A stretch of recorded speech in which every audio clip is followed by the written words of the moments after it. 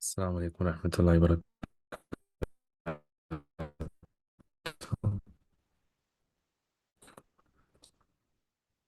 Can all of you hear me?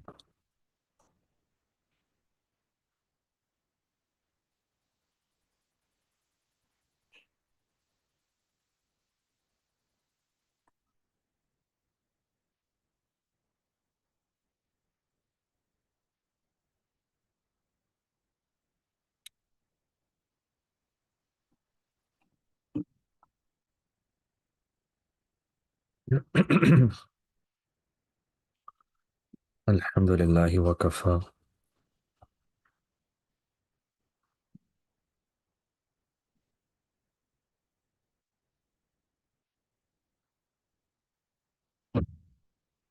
الحمد لله وكفى وسلام على عباده الذين اصطفى. أما بعد فأعوذ بالله من الشيطان الرجيم. بسم الله الرحمن الرحيم. والذين جاهدوا فينا لنهدينهم سبلنا. سبحان ربك رب العزة عما يصفون وسلام على المرسلين والحمد لله رب العالمين. اللهم صل على سيدنا محمد وعلى آل سيدنا محمد وبارك وسلم. اللهم صل على سيدنا محمد وعلى آل سيدنا محمد وبارك وسلم. اللهم صل على سيدنا محمد وعلى آل سيدنا محمد وبارك وسلم.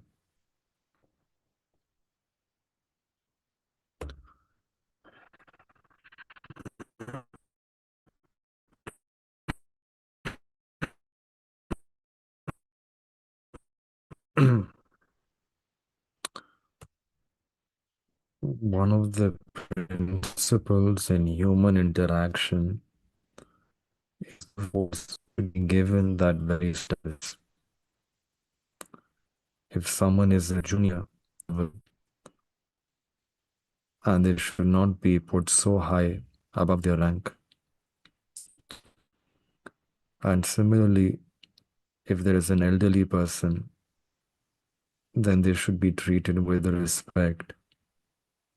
They should not be dishonored. So this is one of the principles of humanity,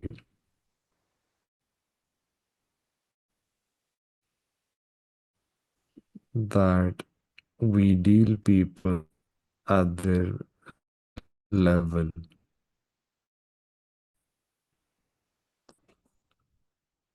When a person deals,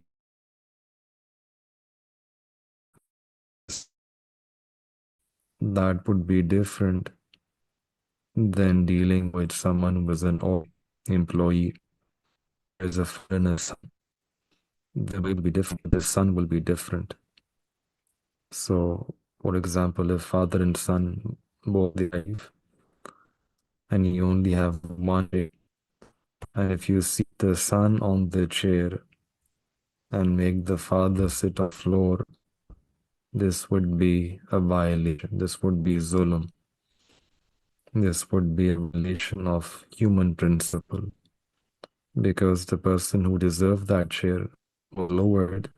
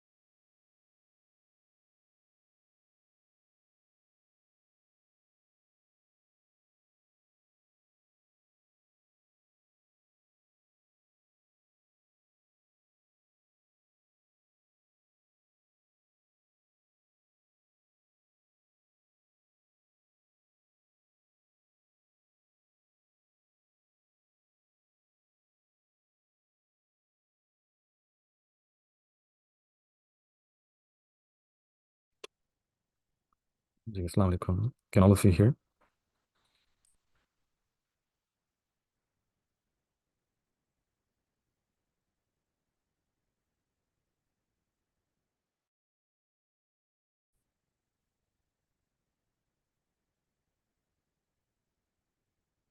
So we were mentioning that one of the principles that we see is that whoever holds a certain status, they should be given that very status. If there is a father and a son, the way we deal with the father would be different than the way we deal with the son. And this is a principle which we understand through our reason, our rationality, our human intellect. And this is also a principle that we have in our deen, in our shariat.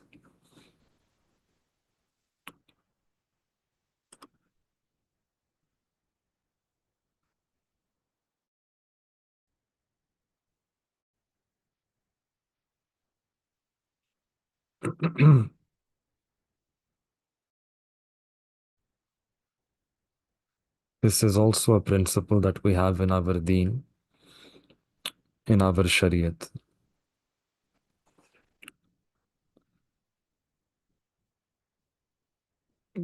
There is a hadith where the Prophet ﷺ said that Anzilun Nasa Manazilahum, that treat people according to their status, their level, and you give everyone the rank that they deserve.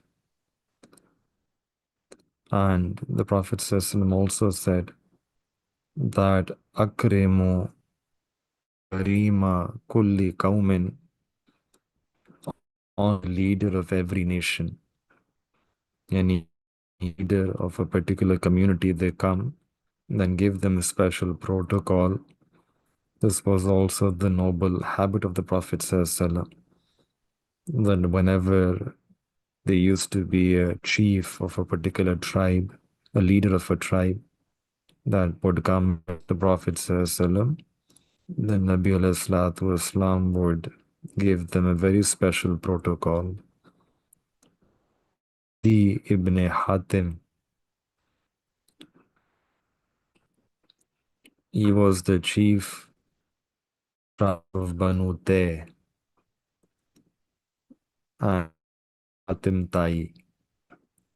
When he came to meet the Prophet ﷺ, as soon as he came, the Prophet ﷺ took his hand and led him home, took him to his house, and then seated him, cushion, the mattress that he himself used to sit upon, and offered that to Adi,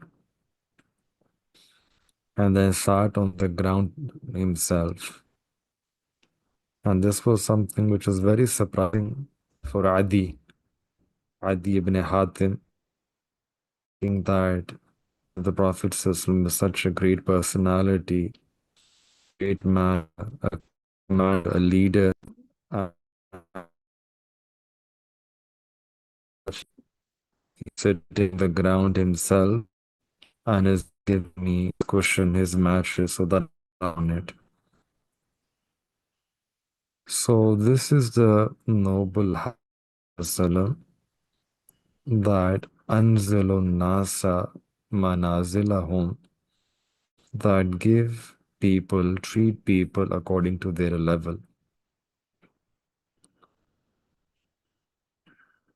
that everything has to be given its due status. This is a very important principle that we understand through reason, and something that we acknowledge. It's recognized in our deen as well. Now, a way to understand this principle in a way, in another sense, is to realize that Allah has given all of us two lives. We have lives One is the right now, this life is limited, whether 30, 40, 50 years, 60, 70, 90, 100, this life will end. And there is another life that comes after this, which will go on forever. It's never ending. As and all of us, we acknowledge this of our Iman part. And then Allah Ta'ala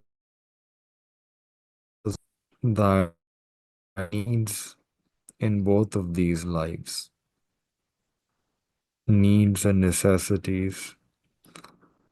To live in this life, for example, we need food, we need water, we need comfort, we need clothes, we need a car, we need a house.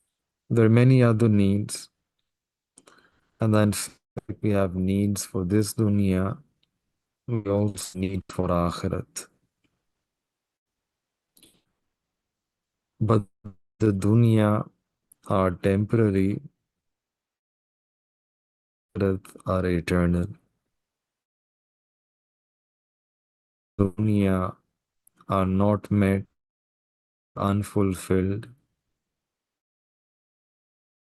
It's not that a person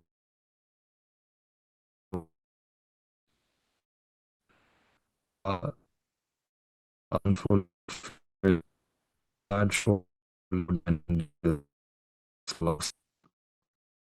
Yeah,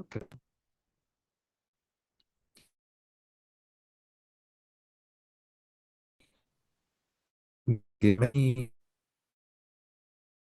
falls, many we contrast the life of the dunya and life that will happen when a person passes away. Give example have been given, and all examples, Allah is trying to teach us a mindset that is, yeah, this is temporary and it's limited. But the dunya to come forever is make your decision lives accordingly. Each one its time.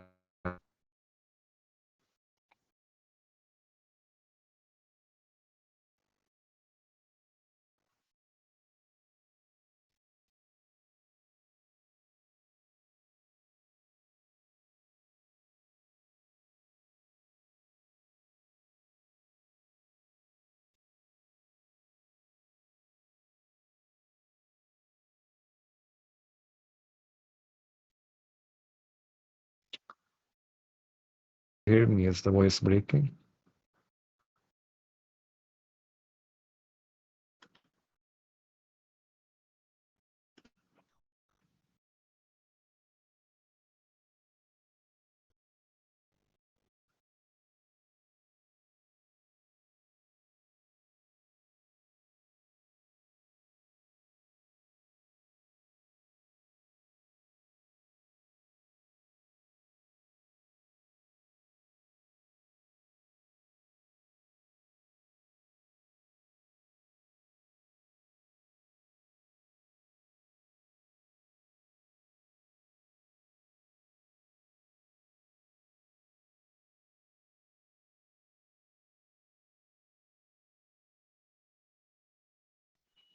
Bismillahirrahmanirrahim. Can all of you hear me? Is this better now?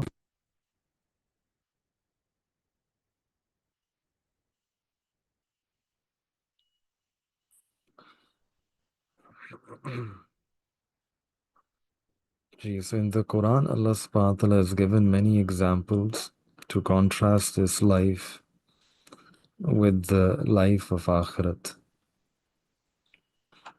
How this life is temporary and the life of Akhirah is eternal. There is an ayat in Surah Kahf, and Surah Kahf is a very important surat, right in the center. Very important surah. Nabi alayhi salatu wasalam said that one of the speciality of this surah is that whoever recites this surah on Friday, they will not be afflicted by any fitna for the next 8 days. To such an extent that even if Dajjal appears within these 8 days, even even Dajjal will not be able to harm this person at all. Dajjal, which is an immense fitna. All the Anbiya alayhi salatu wasalam, they warned against Dajjal. He will have such amazing powers that a person of weak iman, they will say that Dajjal, he is my Rabb.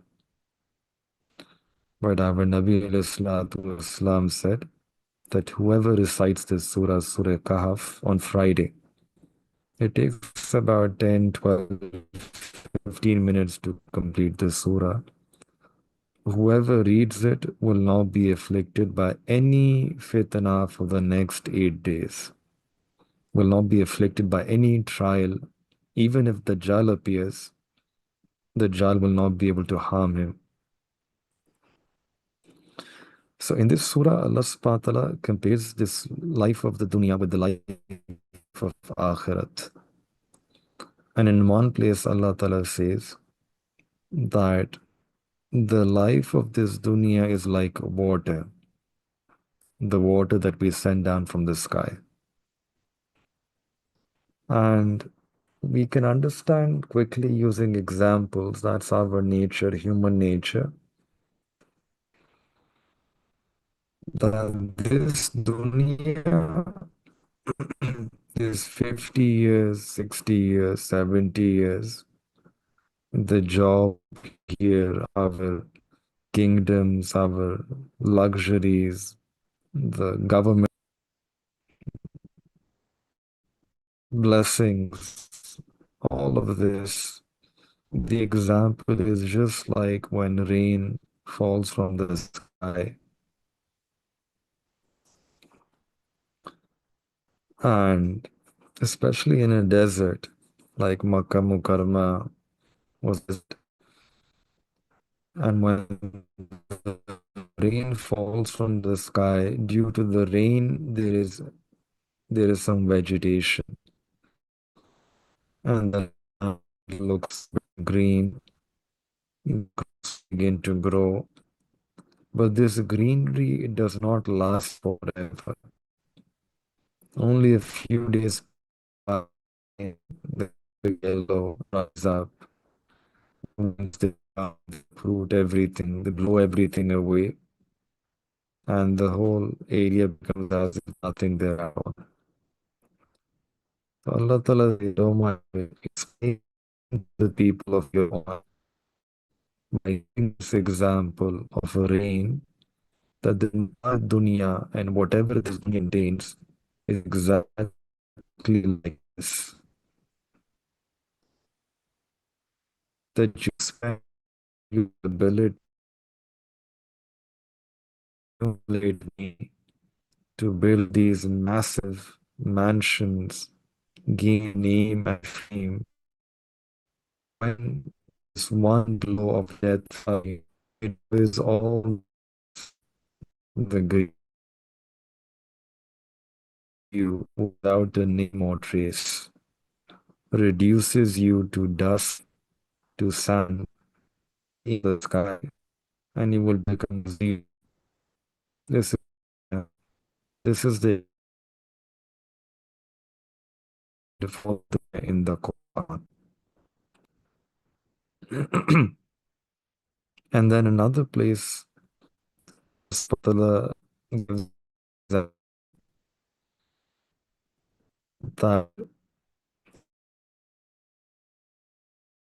it's like labor, that, oh my beloved, tell the people of your ummah, this dunya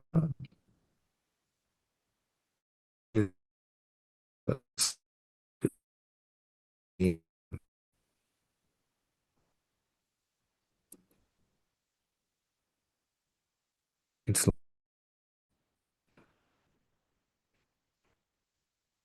like the whether the wealth or the need, the applause, people praising, all like,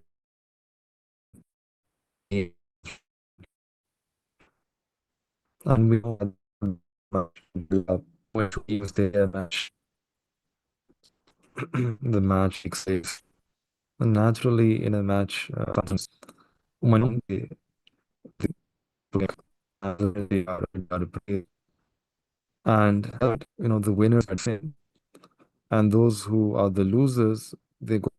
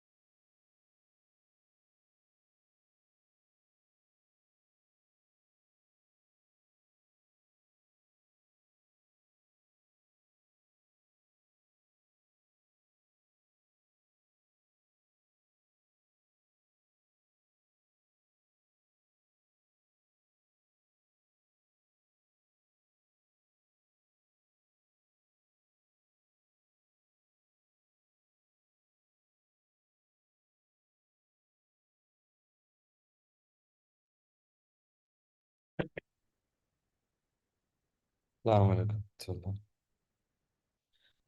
Gee, can all of you hear? We apologize. I think we're having some connectivity issues here. I think Zoom itself is down. I think it's a Zoom issue.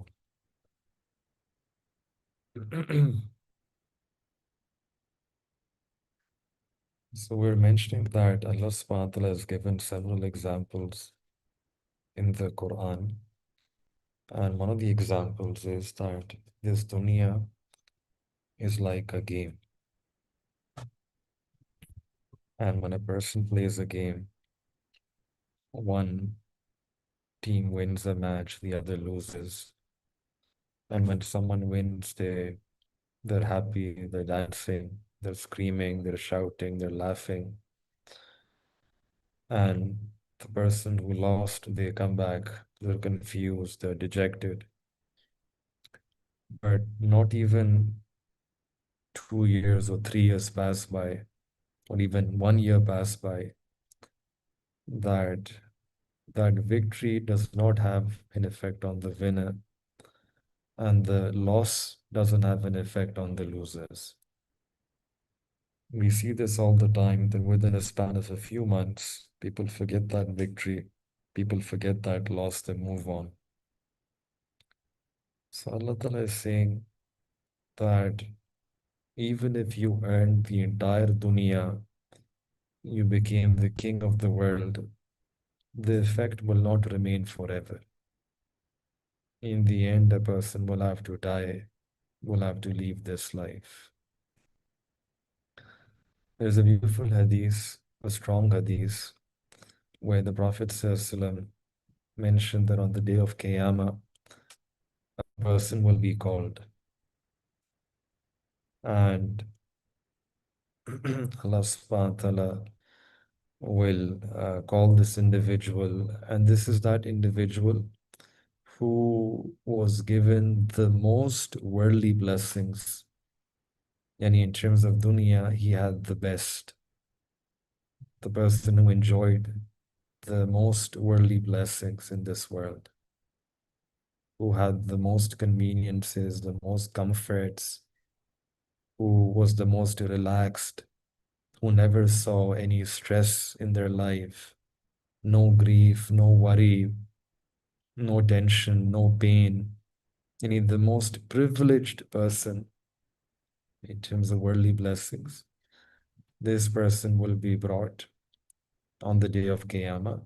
His deeds would be terrible, but he had the most fun in the dunya, the most uh, convenience and comfort and luxury in the dunya. Who knows who this person will be, but they will be brought on the day of Qiyamah. And then Allah subhanahu wa ta'ala will command the angels that take this person and just bring him close to the fire of Jahannam. Give him a small touch.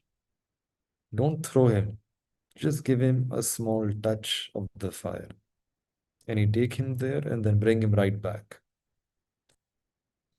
So the angels, they will take this person, give him a slight touch of the fire of Jahannam, just touching slightly. And then he will be brought back and presented before Allah Ta'ala. And Allah Ta'ala will ask that, how are you? How was your dunya? How was your stay in the world? And he will say that, Ya Allah, I swear by your name, Wallahi, I swear by your name that in this dunyavi life that I lived, I never saw anything called comfort. I never saw any blessing whatsoever. Even though this individual was the person who had the greatest blessings. He was the most privileged in the dunya, but a single slight touch of the fire of Jahannam will make him forget everything, such that he will swear by Allah Ta'ala, will take several oaths and say that I swear that not even a single blessing touched me in the dunya. And then the Prophet ﷺ said that another person will be brought. And this will be the most miserable person in the dunya. This will be a person who had good deeds. He will be brought on the day of Qiyamah.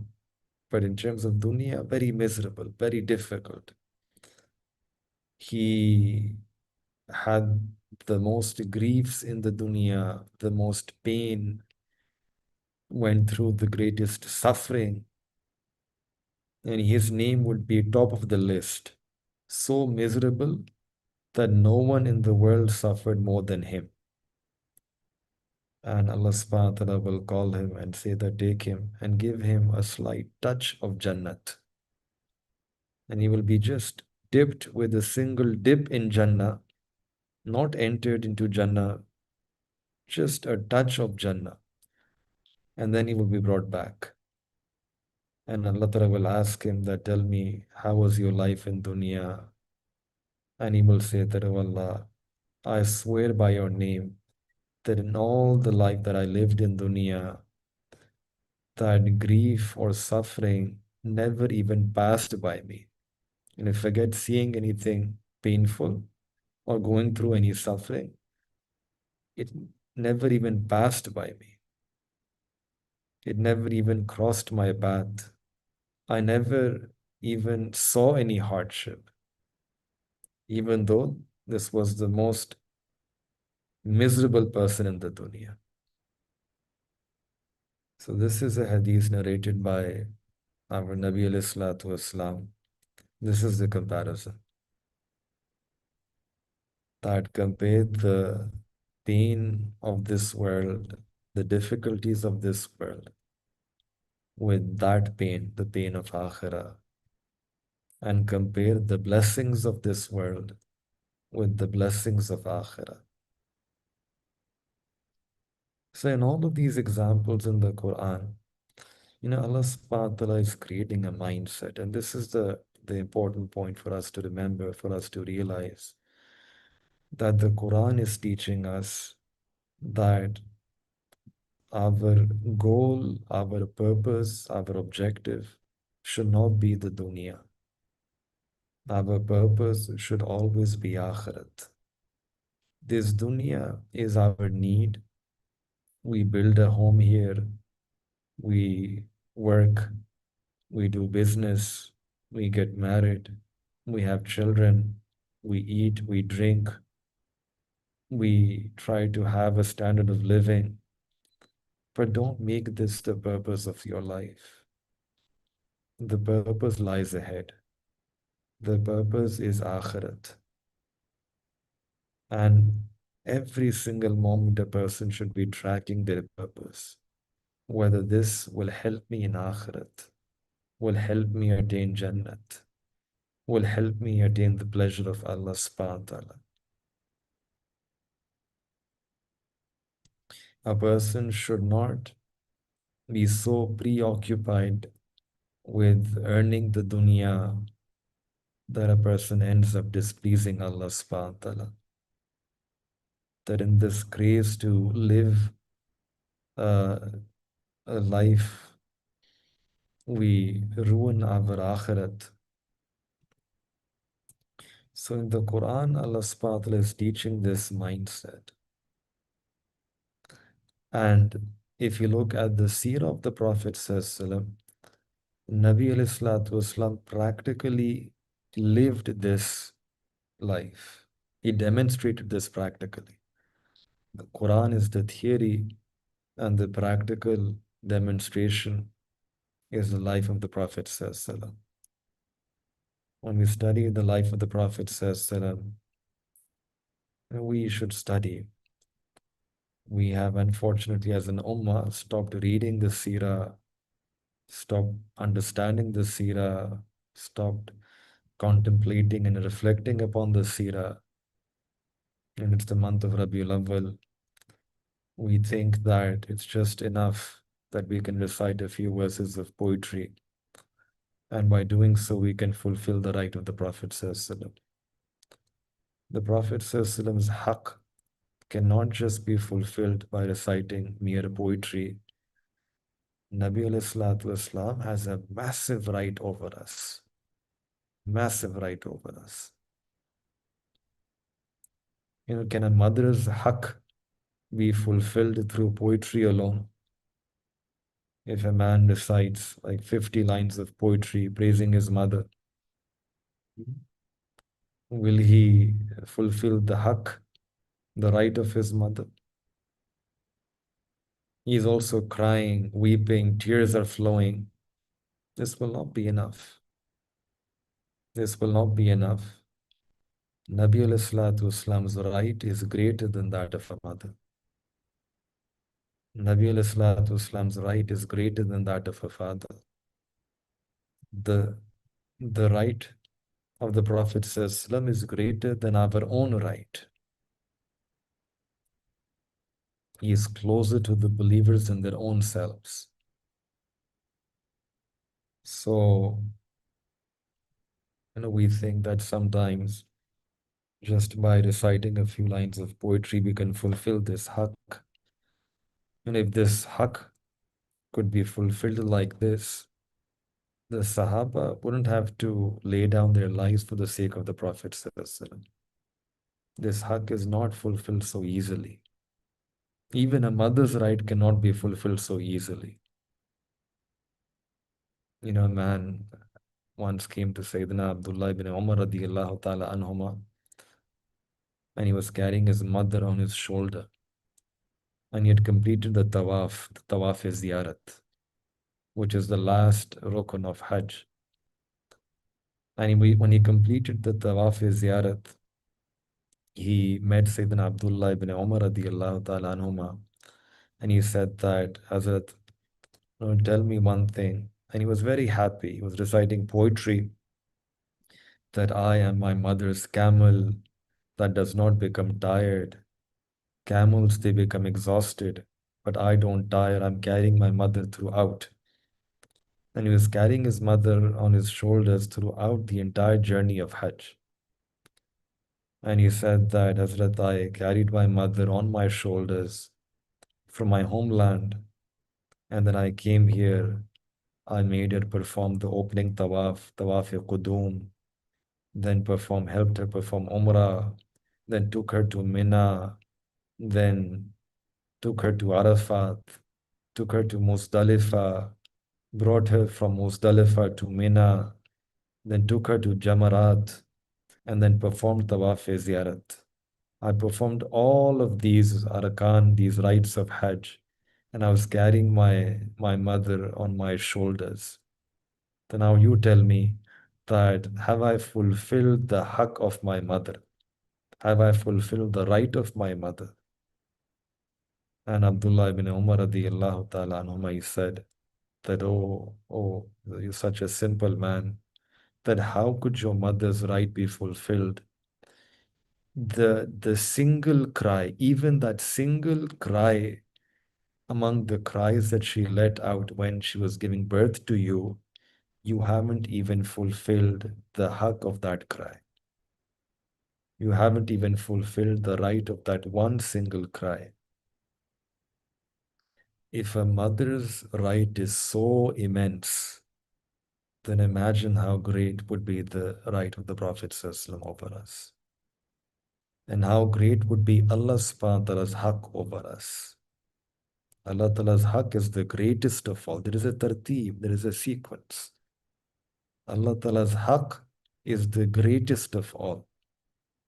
Then comes the haqq of the Prophet ﷺ, then the haqq of the mother, then the haqq of the father. So, the life of the Prophet ﷺ, when we look at the entire life of our Nabi Wasallam, the Prophet ﷺ never ever made any worldly thing the goal of his whole life. And this is something we don't realize. When we read the Shama'il, we read the Ahadith of the Prophet ﷺ, we see that the Prophet ﷺ, throughout his whole life, never made any worldly thing, worldly blessing, worldly bounty, the goal of his life. And nor did he take it as a cause of anxiety or stress or tension that I don't have this, I should have this, and become stressed over it. We don't see that. For example, if there was no food, the Prophet ﷺ would not stress over it. If there was illness, he did not stress over it.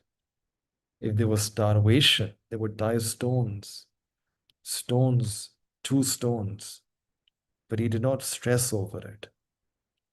If there was pain, pain would come. He did not stress over it. They would endure that anxiety, that hardship, that difficulty, and they would be thinking about Akhirat. The real stress that they had was what would happen to me after when I pass away. The real stress was always about Akhirat, preparing for the hereafter. The real stress and anxiety was about Ummah, the concern for the Ummah, that what would happen to my Ummah. The worldly griefs, they would come and go, but the real pain and fikr and the concern was always about Akhirat, was about Ummat. And this was the life of the Prophet ﷺ. And this was also the teaching of the Prophet ﷺ to the Sahaba. That those other Sahaba were going through difficulties, worldly sufferings, worldly pain. The Prophet ﷺ would console them that don't worry, there is going to be a greater reward for you in Akhirah. Have sabr. Once Nabi Islam entered his home and saw Sayyidina Fatima to Zahra radiyallahu ta'ala anha, who was the most beloved to our Nabi in this dunya. Nabi Islam loved Sayyidina Fatima to Zahra radiyallahu ta'ala anha the most in this dunya. And he would Sayyidina Abu Bakr Siddiq radiyallahu ta'ala, that was like a companion, like a friendship. That was a different type of love. But among all of creation, the Prophet ﷺ loved Hazrat Fatima radiallahu ta'ala the most. He could not tolerate even her slightest discomfort. Once Aisha radiallahu ta'ala someone asked her that Ummul Mu'mineen, who was the most beloved to the Prophet ﷺ? And she said that his daughter Fatima. And the person asked that after that, she said her husband, Hazrat Ali. So when Nabi Islam would go on a journey, he would meet everyone, meet all the wives, and he would meet Sayyidina Fatima radiallahu ta'ala last. And when he returned from a journey, he would visit Sayyidina Fatima first and then go to his other wives. And he saw that the time of separation remained very minimal. And when Sayyidina Fatima radiallahu ta'ala, she got married and she moved out, her house was in another neighborhood, very close by, but a different neighborhood. So when Sayyidina Fatima radiallahu ta'ala, she once came to visit the Prophet ﷺ, the Prophet ﷺ said that, "Oh Fatima, you have gone very far. I miss you so much." Oh Fatima, and the house was just a few minutes away, just next street. But even over that, the Prophet ﷺ expressed his longing, his desire, that why is it a few minutes away? Why is it not right beside me? Such was the love that he had for Fatima radiallahu ta'ala. So Nabi alayhi Islam, once he arrived and he saw that Sayyidah Fatima radiallahu ta'ala, and she was grinding like a mill, like a hand mill with her own hands. And this is extremely difficult work.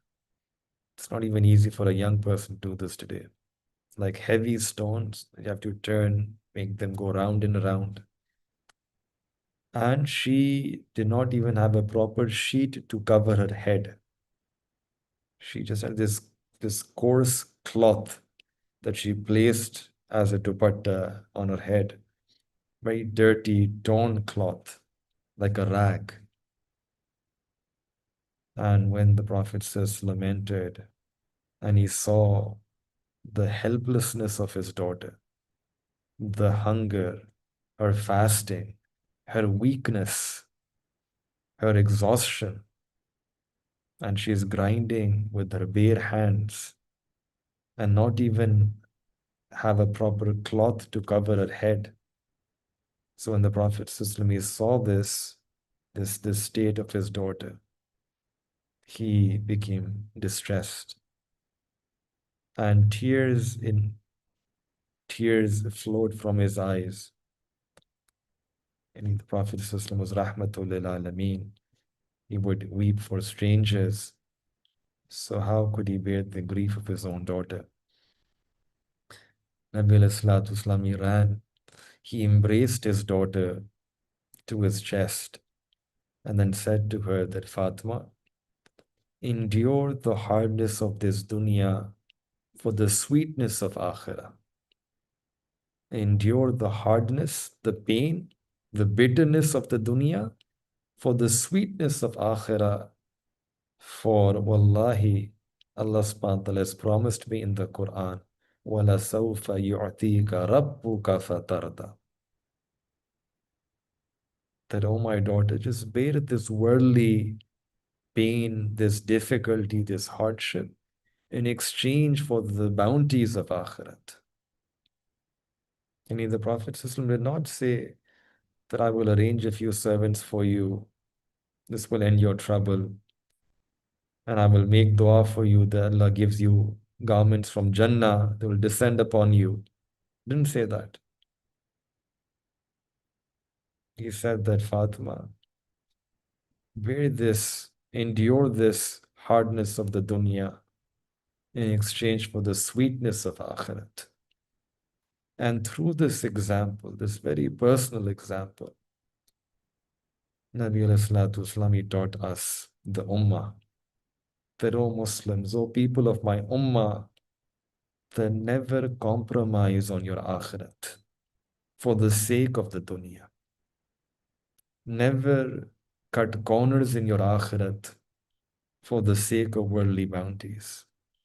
Never cause a loss, even a fractional loss, to your Akhirat for the sake of worldly bounties, to acquire these worldly luxuries, to fulfill your worldly desires.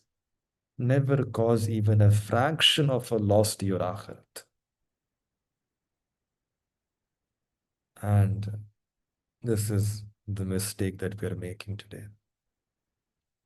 That the condition that we are in right now as an Ummah, we are inflicting damage upon damage upon damage to our Akhirat. Why? For the sake of dunya. People don't pray their salah. People don't care about halal and haram. People not able to control their gaze. People not able to do their ma'mulat, their zikr. Everyone knows the importance of all of these things. But we are still unable to do this. Why? Because dunya has become a priority. Dunya, we prioritize dunya over akhirat.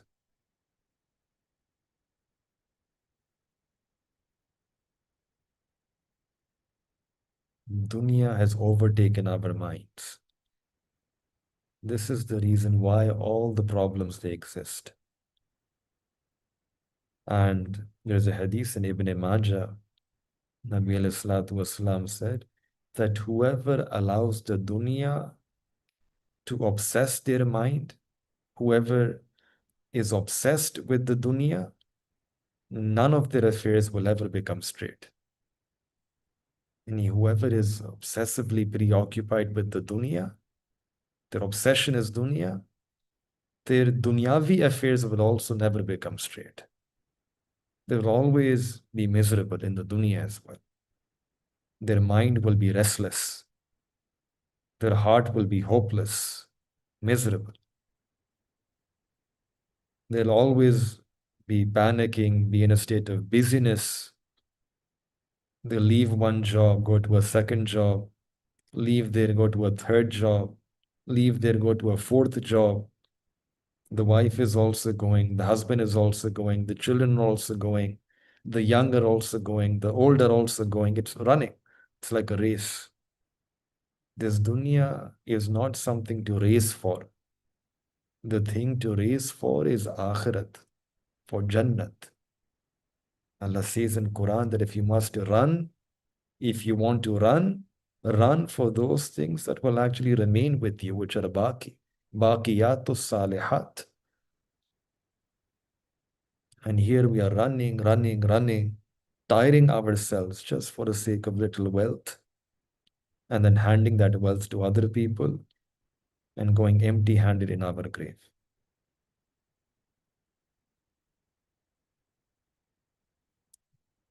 When a person dies, everything comes to an end.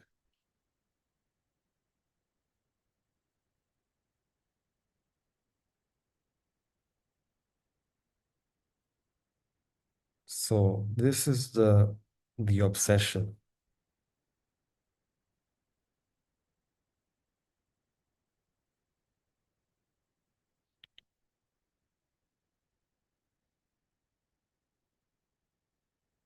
Allah Ta'ala has explained all of these matters very clearly in the Quran. That don't make dunya your purpose of life. Make akhirat your purpose. Race for akhirat. Keep the dunya at the level of need, at the level of necessity. But in fulfilling this necessity, do not cause harm to your akhirat. If there is an injury on the head, we raise our arm to save the head. But if someone tries to injure our arm, we don't sacrifice our head to save the arm. And if a child is sick, people sacrifice an animal as charity. If the animal is sick, we don't sacrifice our children. So the worldly loss, we can suffer some loss in the dunya. There can be ups and downs in the dunya. That is still tolerable, it's bearable, but we cannot compromise on our akhirat.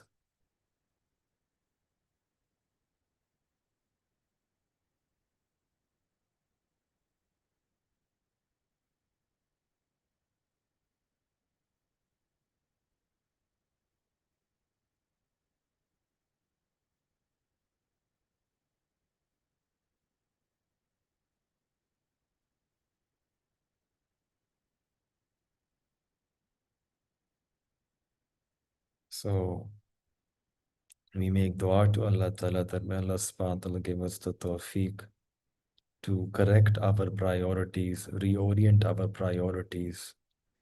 May Allah Ta'ala give us the tawfiq to make tawbah for the error, for the mistakes that we have been making till now.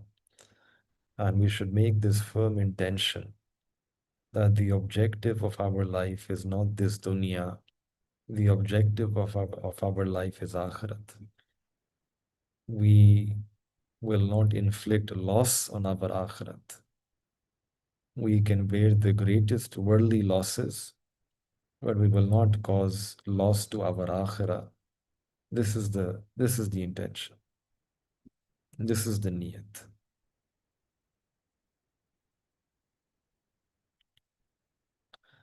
So may Allah subhanahu wa ta'ala give us the tawfiq. May Allah ta'ala give us the ability to keep the dunya at the level of dunya And may Allah Ta'ala give us the ability to keep the Akhirah at the level of Akhirah. People say we have to manage both. No, we have to manage both. ربنا آتنا في الدنيا حسنة وفي الآخرة حسنة. We have to manage both. But both have to be managed, and we're not managing that. All the effort is exerted in one direction, and whatever is left over is given to the Akhirat. Just like when we have a beggar, that we eat everything and then whatever is left over we give it to the fakir, to the poor person. Leftover time should not be given to Allah Ta'ala. Leftover time is not meant to be given to Allah Ta'ala. Prime time has to be given to Allah Ta'ala. Allah Ta'ala is the goal. Allah subhanahu wa ta'ala is our maqsood hakiki, matloob hakiki, mahboob hakiki. Prime time should be given to Allah subhanahu wa ta'ala, not leftover time. Akhirat is our goal. Akhirat is our maqsood. Jannat is our goal. Nabi alayhi salatu Islam is our goal. That's our destination. That's our manzil. The rest of the dunya is a need. It's a necessity. Must be fulfilled. And if it remains unfulfilled, sometimes there is no harm. One must not abandon the real purpose, the ultimate purpose, which is Akhirat.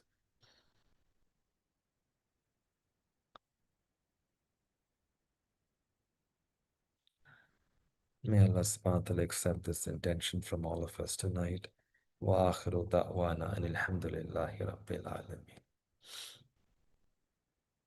Before we make dua, we'll do a short silent zikr of the heart for a few minutes. Close your eyes and bow your head and disconnect yourself from everything else in this world and make intention that, Ya Allah, you have said in the Quran, فَذْكُرُونِي أَذْكُرُكُمْ, that if you remember me, then I will remember you. Ya Allah, we are remembering you deep inside of our heart, and we ask you that you remember us by showering your rahmah, your mercy upon our heart, by purifying our heart of its filth, of its sins. And my heart in gratitude and shukr is calling upon your name, your Isme Azam, Isme Jalala, Allah, as if my heart is secretly, silently saying, Allah, Allah, Allah, and I'm listening to the zikr of my heart.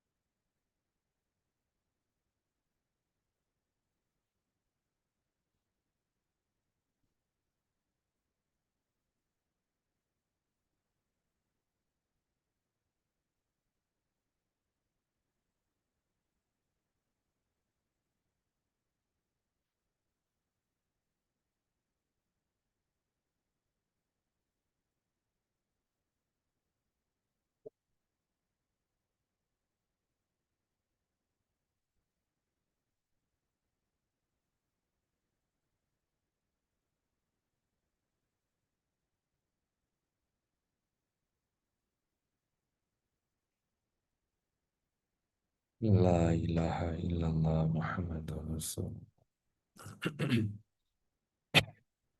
Make dua subhana rabbil al-wahhab Allahumma salli ala Sayyidina Muhammad wa ala ali Sayyidina Muhammad wa barik wa sallim. ربنا ظلمنا أنفسنا وإن لم تغفر لنا وترحمنا لنكونن من الخاسرين.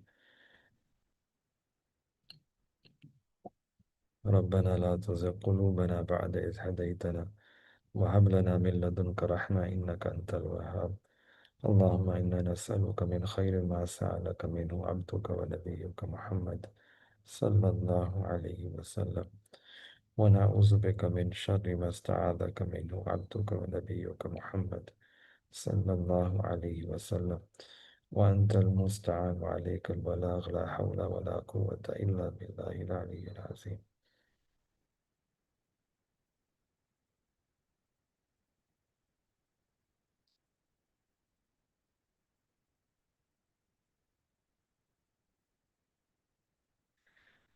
ربنا تقبل منا إنك أنت السميع العليم، وتب علينا إنك أنت التواب الرحيم. وصلى الله تعالى على حبيبه خير خلق محمد وعلى آله وصحبه أجمعين. آمين برحمتك يا أرحم الراحمين.